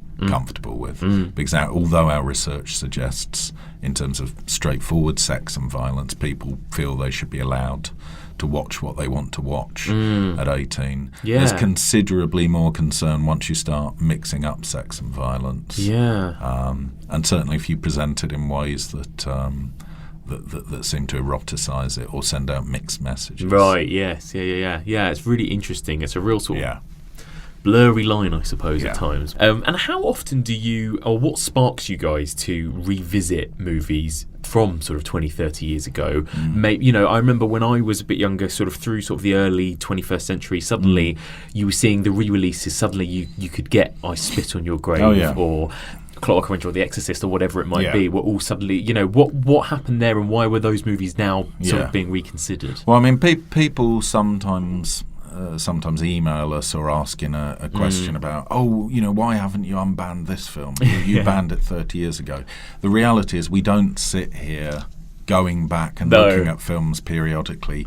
We will only look at a film again if somebody submits it anew. Right. And of course, if a film has been refused a classification or has been cut, the chances are far higher that it's going to come back again and potentially again and again until we finally allow it. Yeah. And that does tend to be the way it works. In terms of those kind of films, you're thinking about that period of the late 90s through to the early 2000s. There was a sort of a perfect storm of things all happened at once. First of all, there was the new format of DVD. A lot of stuff had been classified for video release, but it had been classified only in a pan and scanned version, as was often the way. So stuff had to come back in widescreen for DVD release, or it had been cut on video in the 80s. They wanted to see, can we do it uncut on DVD? So suddenly, almost every film you can imagine after about 98 started coming in again for DVD release. So that was one thing. At the same time, we had our public consultation exercises, and the first public consultation exercise did have this message that at 18, generally we want to make our own decisions. So that certainly made it a lot easier to not intervene with material after that point. And we did have a change of personnel, an almost complete change of personnel at the top in 97 to 99 when James Furman stepped down. Yes. So of course you had a situation where James Furman, who had very particular views on certain films, was leaving. We had a new format, so everything was having to come in again anyway. Yes. And we had evidence that the public attitudes had changed and were changing away from restriction. And against that backdrop, it wasn't surprising that more or less, as soon as James had left, it was suddenly time for The Exorcist to come back. And then once The Exorcist was passed, it was time for the Texas Chainsaw Massacre to come back, and then Salo, and and then everything came back, and it created this weird impression that overnight everything was being reviewed again. Yes. But as I said, it was a combination of factors at that time. But it did mean there was this period of a few years where suddenly it seemed like everything was changing. And actually, just very quickly, I want to ask you about Texas Chainsaw Massacre, because I remember when seeing that was the time when I was seeing all those films for the first time, and for some of them, Salo or even The Exorcist, you could understand why. With the Texas Chainsaw Massacre, there's very little on-screen violence, graphic nature, nothing really. Yeah. I mean, what was it about that film, do you think, that caused that? Yeah, it's interesting for a film with such a lurid title, and it is a great exploitation title. It suggests far more than it delivers. Yeah. It's not a very gory film at all. There's a couple of trickles of blood. You don't really see anything. Yeah. But it is very. It's very powerful in terms of the atmospherics. It's just really well made, isn't it? Yeah, it's very carefully constructed, and it knows how to press those buttons. I think really the board's problem with it throughout the 70s and 80s was simply the final sequences of the film, let's say the last 20-25 minutes of the movie, where it's largely the one woman just being relentlessly chased and tormented and tormented. You like this, Steve?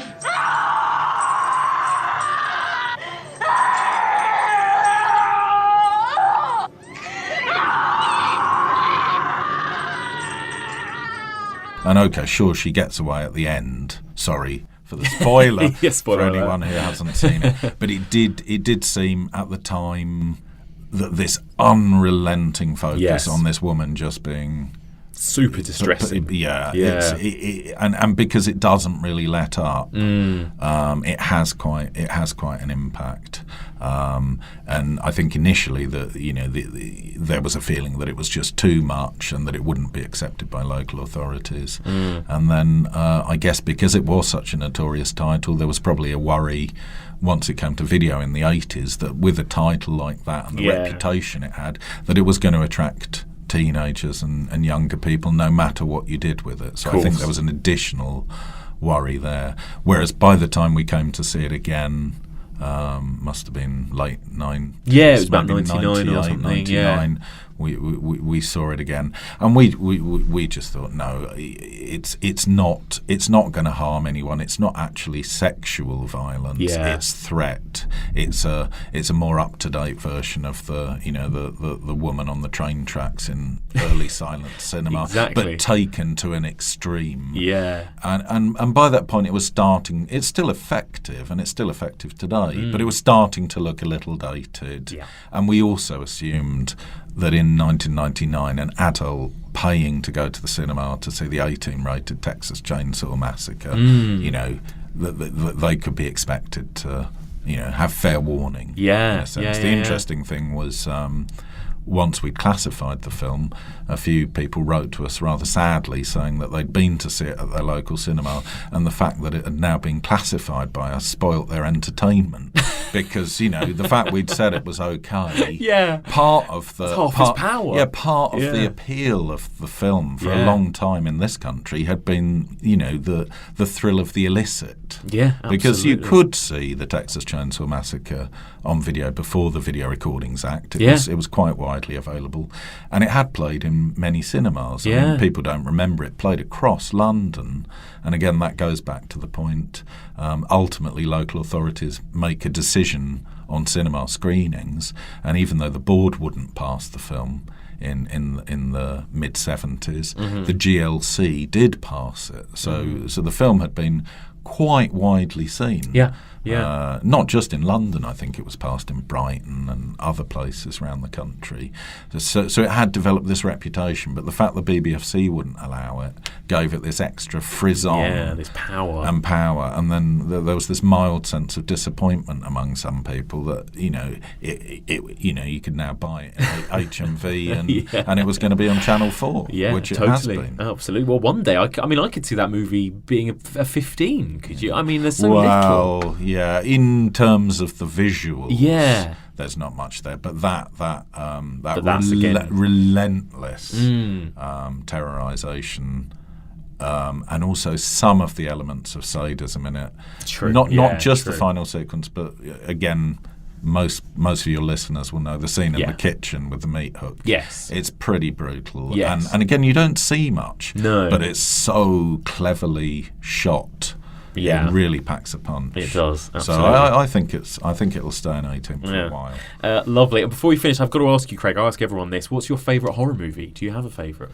Oh God, favourite horror. Well, to be honest, I do quite like the Texas Chainsaw Massacre. It's my favourite. Because I think it's just incredibly well put together and incredibly effective. Also a big fan of The Shining. Yeah, absolutely. And and what's the scariest movie you've ever seen? Have you ever had a sort of any memory of the film that scared you or distressed you more than anything else? I think probably the first time I saw The Exorcist. Yes. When I was probably younger than I should have been. That really did get to me. So in a way, at the BBFC, although we took a lot of flack over the years for not allowing it on video, I always got what the problem was. Definitely. Because if you watch that, especially if you're not quite old enough to watch it, and you watch it on your own on video. Yeah. Maybe some people now think it looks a bit dated, but I do remember that. It's powerful. Had a massive impact. And the fact that it's about a child who is the victim. Yeah. Terrific. Thank you so much. And just for people that want to know any bit more about you guys and what you do, you've got a website, haven't you? Yes, we have a website, bbfc.co.uk, nice and easy to remember. Lovely. On there you can get case studies about controversial films, big films. I think there's a case study on Woman in Black, probably on quite a few of the horror films. You can also look up information about forthcoming releases, and there'll be trailers, information about the film, and there is a database of pretty much everything we've classified. Wonderful. So it is quite an interesting resource. And a podcast, the BBFC and podcast. we do our podcast, our own podcast. Brilliant, yes. Perfect. Thanks so much for joining me. No problem. And that's it for this week. Thank you so much for listening, and a huge thank you to my guests, Stevie Webb and Craig Lapper from the BBFC. Now, don't forget, the BBFC have their own podcast, the BBFC podcast, where they discuss different movies and their certifications. You can find that podcast on iTunes, and I will list any other social media details in the show notes. So what do you think of this week's episode? What do you think of The Woman in Black? Send us your thoughts. The email address is evolutionofhorror@gmail.com, or you can find us on Twitter @evolutionpod, or on Facebook. That's facebook.com/evolutionofhorror. And don't forget, join the Facebook discussion group and discuss The Woman in Black with other listeners. You can find that group on Facebook. And as promised, I'm going to give a special shout out to everyone who left me a lovely 5-star rating and review on iTunes. So a huge thank you to Dibble the Wrecker, Split Milk, Nick Sheridan and Gary Bodsworth. Thank you so much to all of those people for the lovely reviews. And if you drop me a little review on iTunes, I will give you a special shout out and a thank you next time. So next week I've got a very exciting show for you next week. Now we're staying with the traditional British ghost story for next week, but it's a very interesting, very original twist on the format, one that has now become kind of iconic and legendary. Next week we're going to be talking about that wonderful 1992 television Halloween special that aired on BBC Two and scared millions of people around the country and has never since been repeated or broadcast on air. I am, of course, talking about Stephen Volk and Leslie Manning's Ghostwatch. And joining me to discuss Ghostwatch is the TV, film and all-round entertainment director for Heat magazine. He also hosts the Heat Unmissables podcast, and he was on my podcast last series discussing his favourite slasher movie, Dressed to Kill. I'm talking about the brilliant, incomparable Boyd Hilton. And not only that, I'm very excited to have gotten the chance to chat to the director of Ghostwatch, Leslie Manning. She's going to be joining me to talk about the making of Ghostwatch and just what an incredible impact it's had, not just on the horror genre, but on television and television formats in general. So loads of exciting stuff to discuss. Join me next week for all of this and more on the evolution of horror.